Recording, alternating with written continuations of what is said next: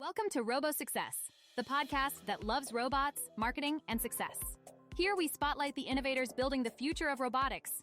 Hit subscribe, share with a friend, and let's get started. Hello, everyone. Welcome to the Robo Success Podcast. I have my co-host Andy Diepen here. Hi, Andy. How are you? I'm doing great today. I'm excited to talk to our guest. Yes, we have an amazing guest today, Kimate. Welcome to the Robo Success Podcast. How are you?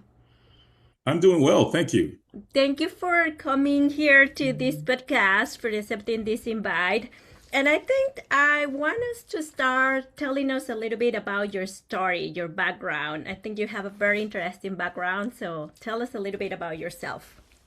Oh, absolutely. So I'm from Queens, New York. I kind of grew up in a rough neighborhood in Queens, and I had wonderful parents that helped me, escape my situation. Along with my brothers, we all, did quite well in our lives, and joined the military. Went to college.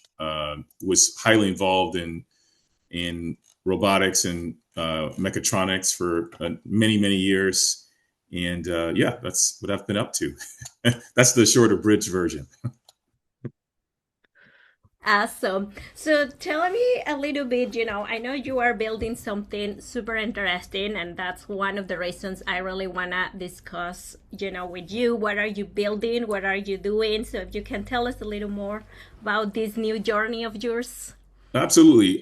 What I've learned in the last 30 years involved in robotics and IoT is that robotics is really hard. And no matter what you do, there are so many levels of difficulty.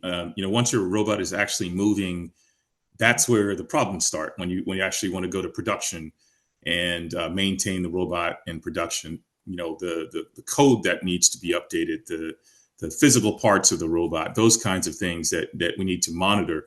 And so I started to just look at everything that I've done over the last 30 years and create little mini applications out of that. And I got to a point where it just looked like it was a platform. And one of the other unique things that have happened in the last couple of years is we have now generative AI that can do things for us on our behalf that we would otherwise have to build our own integrations for. So I put together a platform that uses essentially code building, code assistance, generative AI to assist in the robotic development and robotic deployment. Yeah, Kimate, I've heard people smarter than me that always describe robotics, especially things that are moving, is it's really just a collection of edge cases, right? There's so many things that can happen, so many edge cases, right? And I've talked about here on this podcast before about just the complexity of these new systems, these new technologies coming out, and how, we're standing on the shoulders of giants, right? Building on all of these added capabilities, and not just the complexity of the robotic systems itself, but I think you said it, is we're seeing so much in AI is hot right now. There's a lot of things happening, and how you integrate it into your platform. So tell me a little bit, like, is your platform still assuming like utilizing a ROS framework and it connects to that, or tell me a little bit more about that. Yeah, absolutely. So ROS is first class in my platform. There's obviously we need to be able to support other tooling that mainly vertically integrated robotic companies have already created. You have to be able to support that. But really, parts of ROS are very, very useful. And we're starting to see integrations happen with ROS and things like NVIDIA, Omniverse, and Isaac Sim and other places. So I think ROS is still at the core, and it's going to be for a long time. And I think as long as we have great community support, it's really the only way that we can build platforms and compete with vertically integrated, companies. Yeah, that's always a challenge. So tell me, where is my entry point? So if I want to build a new robotic platform, how do I get started with what you provide and start using some of your building blocks? Yeah. Well, I could show you something that kind of puts it all together. Or we can talk either way, or I could do both. It's up to you. If you guys want me to share a screen, I can show you. But Yes, the please. way, sure. Yes. Let me let's see, and this will just be a little kind of white paper. It's not going to be increasingly technical. So the way this works is I've built out a layer, a platform layer that understands essentially everything it takes for a robot to go from idea to production. It sounds very intense because it is. That part of the platform is super intense. And what it does is it says, this is my robot. This is the operating system the robot's running on. These are the parts. This is the some of the code that's been generated, or maybe you haven't generated that yet. And all the documentation of the robot itself. We get all of that together, and then we use a generative platform that essentially starts to create code on your behalf. So let me get that out of the way. We don't need that. So it'll say, like, just as an example, let's say I have a robot that's using a Jetson Thor, and it's got a bunch of cameras, a RealSense camera, and it's got motors and things like that, sensors. And I just designed it. I haven't even built the whole thing yet. And I want to test, how did this all work together? Like, does the firmware work together? Do I need this version of PyTorch or whatever it is? That kind of process is really, really difficult. People struggle with that over weeks. So my goal was to make this kind of robot discovery hub that allows you to kind of essentially play around and understand what your robot's going to be capable of and what kind of interactions you need to have. And then it generates code for you. So it generates ROS2 code in Python, C++, and I'm hearing that I should support Rust as well. And what it does is it puts that into a container, in its version container, all through GitHub. And then as you add features and functionality, or say you want to upgrade, going from, say, Jetpack 6 to Jetpack 7, you can do that in the container without fear of everything breaking. So I'll stop there, because I said a lot, and there's way more to it than this. But what I've done is I've just looked at everything that I've come across in 30 years. And I said, well, is there a software solution for that? Yes, no. And the other thing we're noticing right now is that code generation companies are starting to crop up. Like just recently, a code generation company got funded for, well north of $500 million. And I'm like, wow, those are astronomical numbers. But it really, those kinds of things can help robotics more than anything, because we just deal with so many diverse problems. Anyway, so I'll stop. I said a lot. But, No, thank you, Kimate. And I think some area that you have a lot of experience, because of course you have been also invited a few times to talk at the Humanoid Summit, is about humanoids, right? There is a lot of excitement around humanoids. There is also a big hype around them. And I think they are also having these challenges, right? Like how to do real deployments. So tell us a little bit what you see, what are the main issues they are having to have these real deployments, if your solution will help them also on that side. So if you can explain more about that. Yeah, the biggest issue with humanoids is that we are so excited to have them be just like us. And the reality is so many things about humans are different. Our physiology is different. When you have a part of your body fail, you have redundant systems to help you out. Like we have muscle fibers. So if one muscle twitch fiber doesn't work, you don't fall over and crash and become this item falling down some stairs, or at least you shouldn't. And the way that robots work is we have like one hip actuator, and if it misfires, the robot falls. So one of the things that we are looking at and working on diligently is understanding how to constantly have the robot think about what's a graceful way that I can degrade my service. So let's say my hip actuator is fallen and it's not working anymore, or I'm getting these signals that don't quite make sense. We're looking at, like, how do we capture that and either have the robot kind of gracefully stop doing what it's doing, or ignore the signals that don't make sense. And if you notice, in the news, we've seen robots kind of flailing around wildly. What really is happening is that the robot's been given some signals that don't make sense for its understanding, and now it's trying to use a whole body controller to kind of fix the problem. And the reality is you can't fix the problem with the whole body controller unless one day we start to add that kind of information to the controller that says, hey, by the way, if you see me flailing wildly, stop me. So I'm doing that now using just a range of different behaviors that the robot can do, and looking at the specific problem that might occur where a robot might flail around and say, no, we're not going to allow that unless whatever reason you want the robot to swing wildly. Wow, that's great. And I think you were mentioning things that totally make sense. In general, humanoids, or what we are now calling also physical AA, they are going to be interacting with humans, right? You're going to have a human environment around them. And it's very important also about safety. That is something that, we keep hearing about it, and we keep seeing like, hey, how this physical AA is going to interact with humans, right? What are good practices that you have seen is happening around in the market or the companies that you have been working with? I think the emphasis on safety has led us to move a bit slower, but more methodically in robotics. I really want to see a world where robots are right around us. And the only way to get there is if we look at the practical applications first, and robots have started in cages first in big industrial environments.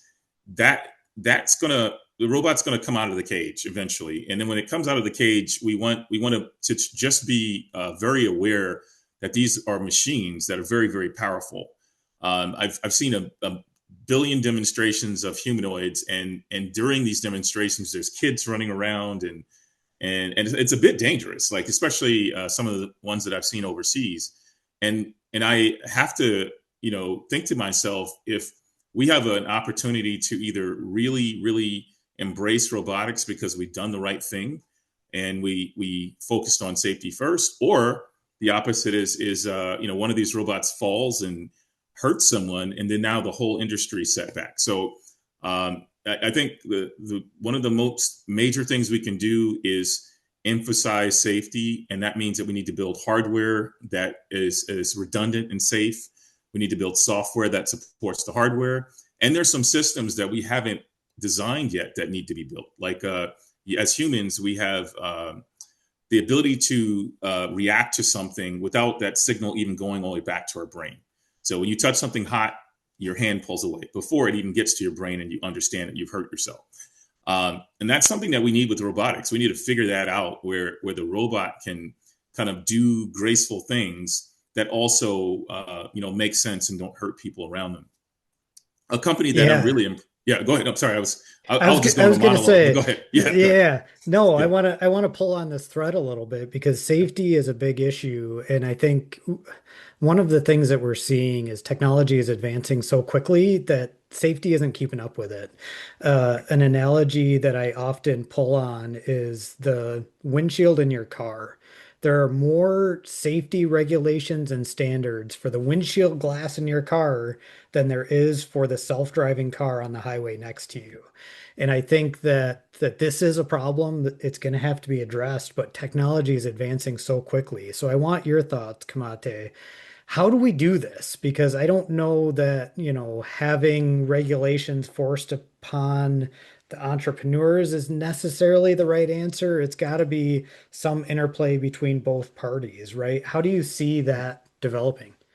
Yeah, very interesting that at least what I see lately is in the U.S. there have been some convening of minds around robotics, and they've actually gone to inform the government.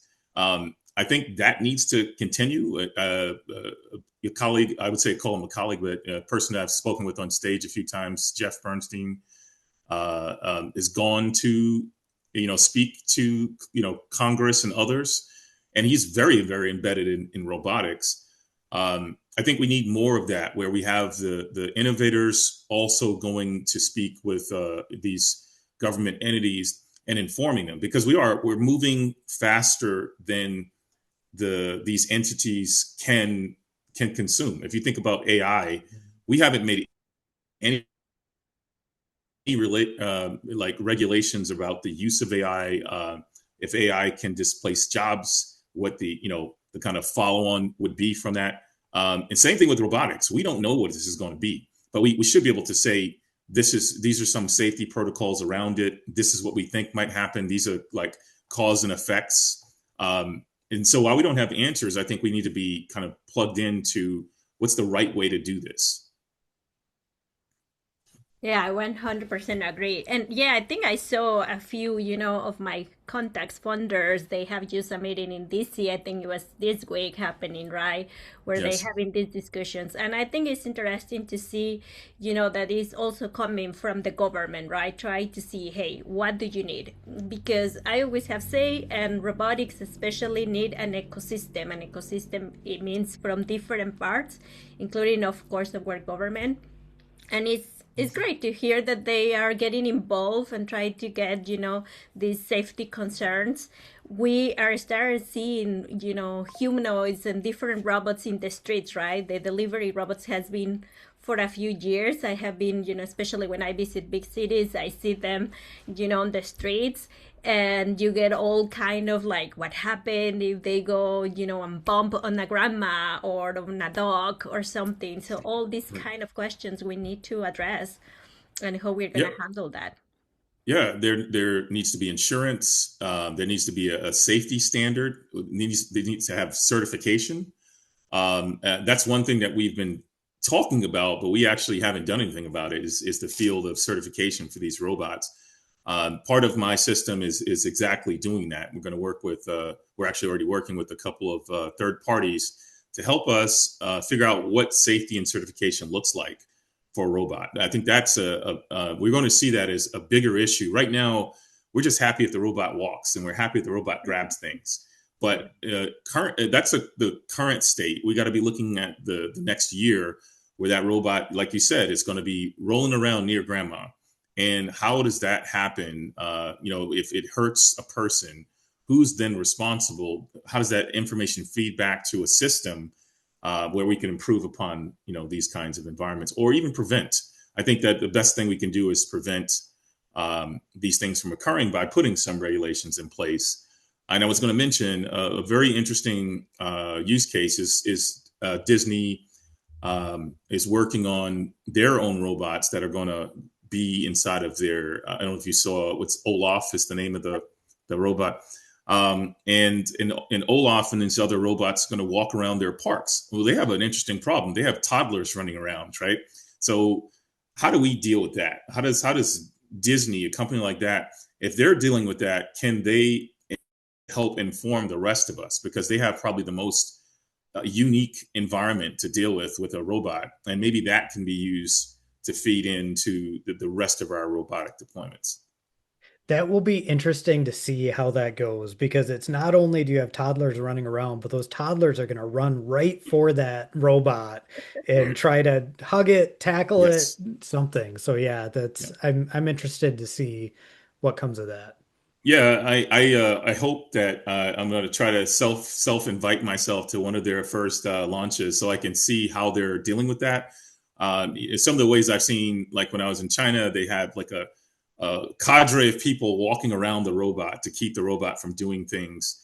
And we all saw the video with one of the, I think, famous singers that tried to dance on the robot, and the robot fell, or she fell or something. I think we just need to be like really, really aware of, how strong these things are, and what the area that they might operate in, and try to, I always say, gracefully shut the robot down so that it's not able to hurt someone. I have a picture that I'm trying to make famous, which is at that point in time, 1.5-year-old daughter sitting on top of a Boston Dynamics spot that I have in my house. And my whole, I did a little bit of research on my own to try to figure out if I can get the spot to recognize either sounds of people, who the person is, where they're at, and so it could kind of turn itself off when my toddler shows up. And so this is a little bit of a dangerous experiment, but it worked because I was standing right there, and my toddler burst the door open, and the robot already knew it was there because I had a human activity sensor that can actually see through walls and know that it's a human. And it knew my toddler was coming and just sat down.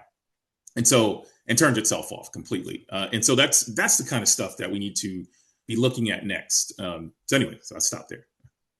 Yeah, if only we could make real dogs do that. My dog will then follow that direction.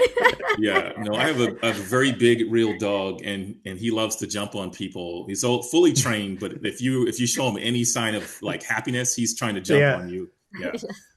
So. No, and another side to say is like robots in some way, they're still machines, right? And right now, we always have educated our children, like, don't cross the street if you see a car coming, right? And I feel there is also this other side of educating people. People feel like, oh, it is a humanoid, or this is like another human. No, they don't think. They don't, they are not reacting. They have just a software program to do things, and sometimes they cannot prevent. So the same way, probably if you are in a farm, you are not going in front of a big machinery, right? You know that you have to take precautions. So I think it's the same. People need to understand that they are robots, they are machines, they don't have self-conscious, and we need also that kind of education. Thinking again about the use case for Disney, right? You have to say to your kid, it is a robot, right? It's not going to hug you back and kiss you. It looks like Olaf, but it's not a toy. Yeah. So it's going to be interesting also how we educate people on that. And I think, we're getting almost at the end of this episode, but an important question I have for you, you're a founder right now, you're building your company. And I would like to ask you kind of two questions at the same time. What are the challenges that you are facing now as a founder? And what will be the advice that you can give to someone who wants to start, from zero, funding a company in the robotics industry? Oh, wow. Okay. You have another 2 hours I can talk. I think one of the biggest issues is there's a lot of hype around what is possible. Not just what is possible, but what others are doing that they're exposing. And so when I talk to companies and I say, yes, I can make your robot, grasp objects if it has hands, they're like, big whoop. They're not excited about that. And they say, well, this other company is making the robot do backflips, and this other company is doing this and that. And I have to tell them that you're seeing the best of that robot on that given day. Do the thing probably on video and not in person. And I don't want to single anybody out, but when you see it on the video, it's this amazing thing. When you see it in person, it's very, very limited in scope. And there's a reason for that, because it probably did the thing right once and that's it, right? So, and they took a video recording. So I think one of the major problems that I have is in dispelling people's myths about robotics and keeping them grounded in what we should do today. And that's really what this platform is focused on. The other problem I have is right now there's hype around building a humanoid. And if you built a humanoid, then they throw money at you, right? Tons and tons of money.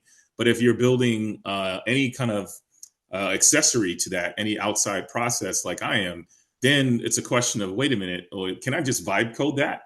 And my response is like, yes, you can connect your robot to OpenClaw, but then good luck after that, right? My response is always, this is more about, understanding precautions and safety and helping the robot thrive in a real as a product around people than it is about the hype of the robot doing a backflip.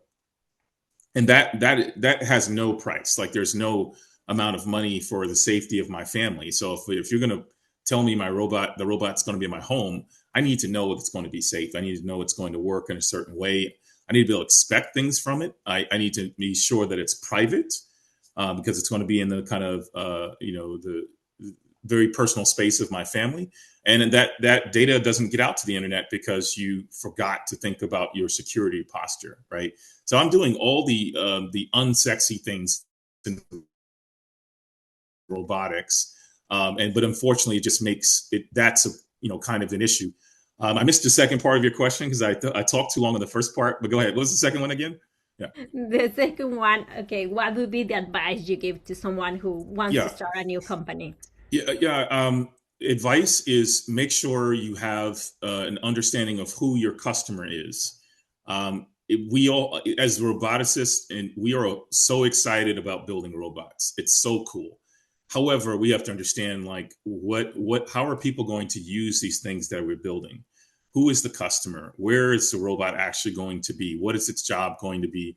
Let's predict, safety for that robot. Let's predict, maintenance of the future.